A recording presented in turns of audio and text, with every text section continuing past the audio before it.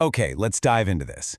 Welcome to this explainer where we're going to break down the highly strategic intricacies of civil litigation and the absolutely strict rules that govern legal pleadings. Look, we're looking at a fascinating scenario today, one that actually plays out in courtrooms way more often than you might think. Imagine a party suddenly realizing their original legal claim is, well, weak, and they just decide to completely change their story. But here's the catch. In the legal world, you can't just hit the undo button. Today, we're exploring that critical boundary between what might just be a simple clerical correction and what opposing counsel is slamming as a totally impermissible maneuver under Order 16, Rule 17 of the Civil Procedure Code.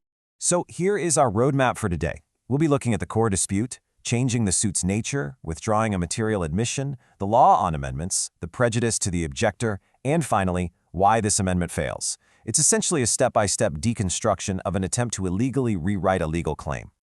Section 1. The Core Dispute Explained. Right, so let's start with the absolute foundation of this case. Legal arguments are really a lot like structural engineering. If you just yank out the foundation, the whole house collapses. In our dispute today, that foundation rests entirely on how a specific piece of property, a disputed pathway, was originally described in the counterclaim.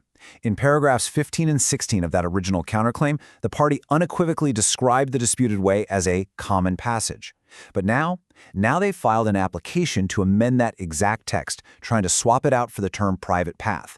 And this brilliantly illustrates the core issue, because this isn't just a typo. There's a massive semantic and legal gap between these two phrases. A common passage legally denotes a right of user that's available to more than one person. A private path, on the other hand, asserts exclusive ownership and exclusive rights. These are mutually destructive terms. You literally cannot simultaneously share a space with everyone and claim it exclusively for yourself. It just doesn't work. And you know what the objector highlights as particularly shocking here? The timeline. This isn't an amendment that was filed a few days after someone spotted a hasty typo. No, this application to amend the pleading was filed a staggering 5 years after the original counterclaim was submitted. 5 whole years of litigation proceeded based on the understanding that this was a shared passage. For the objector, this reveals the amendment for what it really is. It's not a correction. It's a delayed, strategic Trojan horse. Section 2. Changing the suit's nature. Let's actually look at the rule they're trying to use to pull this off. Order VI Rule 17 of the CPC is a legal provision that gives courts the power to permit parties to alter or amend their pleadings. The whole goal of this rule is to help the court figure out the real questions and controversy between the parties. So, the crucial point is this. While courts are definitely directed to be liberal in allowing amendments to ensure justice is served, an amendment absolutely cannot substitute the original cause of action with a foreign, completely new factual foundation.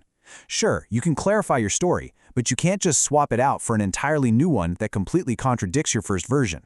Section 3. Withdrawing a material admission. Remember when we mentioned paragraphs 15 and 16 earlier? When the party originally filed their counterclaim, they explicitly stated the way was a common passage. That wasn't just some descriptive flair. In the eyes of the law, that was a conscious material admission regarding the rights of the parties involved. By trying to just delete common passage and slip in private path, the applicant is executing an illegal withdrawal of a categorical admission. They are fundamentally destroying their own original stance. You can't just confess to a fact that clearly benefits the opposing party, let them build their entire defense around it for half a decade, and then say, actually, scratch that, let's just erase it from the record. It introduces a completely inconsistent case. Section 4. The Law on Amendments. Let's move to and see how this builds when we look at the established precedents. These past Supreme Court rulings essentially act as an ironclad shield for the objector. Here is the first major blow to the amendment attempt. In the landmark case of Modi Spinning and Weaving Mills, the Supreme Court made it crystal clear, if an amendment withdraws a clear admission and introduces a completely different case, it should not be permitted if it deprives the opposite party of a valuable accrued right. The opponent spent 5 years relying on the admission that this was a common passage. That reliance, that's a valuable legal right that cannot just be stripped away by a sudden retroactive edit. And we follow that up rapidly with a second blow. In Hiralal v. Kalyanmal, the Supreme Court reinforced this exact rhythm of compounding legal authority.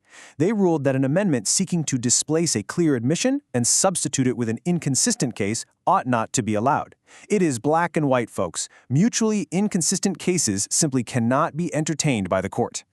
Finally, we bring down the hammer with the Gautam Sarup ruling. The court cemented that categorical admissions cannot be lightly withdrawn, and self-destructive pleadings are completely impermissible.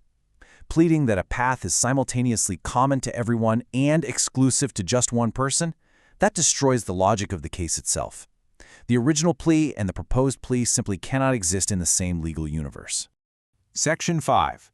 Prejudice to the objector. Let's shift our focus from the high-level Supreme Court theory down to the practical human impact of this maneuver in an actual courtroom. Now, what's really interesting about this slide is reading it like a receipt of damages. If this amendment were allowed, the fallout would be massive. The entire nature of the property dispute changes overnight. Suddenly, fresh evidence becomes necessary to prove exclusive ownership versus shared usage. Litigation that has already dragged on for 5 years will be unnecessarily prolonged. The valuable rights that have accrued to the objector are just ripped away, and the entire defense case they spent years preparing is completely undermined. Sometimes courts allow amendments if the delay can be fixed by paying a financial cost.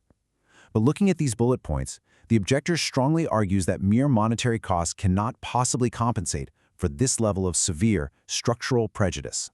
Which brings us to the elephant in the room. So, what is their excuse for this sudden change? If you are going to try and turn a 5-year-old case completely upside down, you've got to have an incredibly compelling reason, right?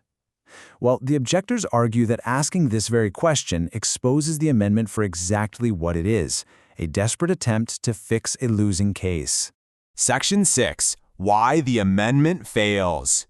As we enter this final deconstruction phase, we have to look at the applicant's explanation, or honestly, their complete lack of one. When you actually read their application to amend, all these crucial explanations are just missing.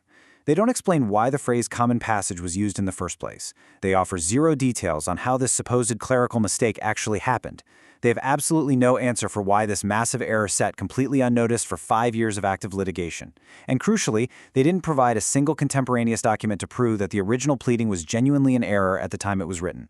Look, a bald, unsupported assertion of an incorrect pleading isn't a magic wand. You can't just invoke Order VI Rule 17 to fill in lacunae or improve a fundamentally weak case once the pleadings have already been acted upon.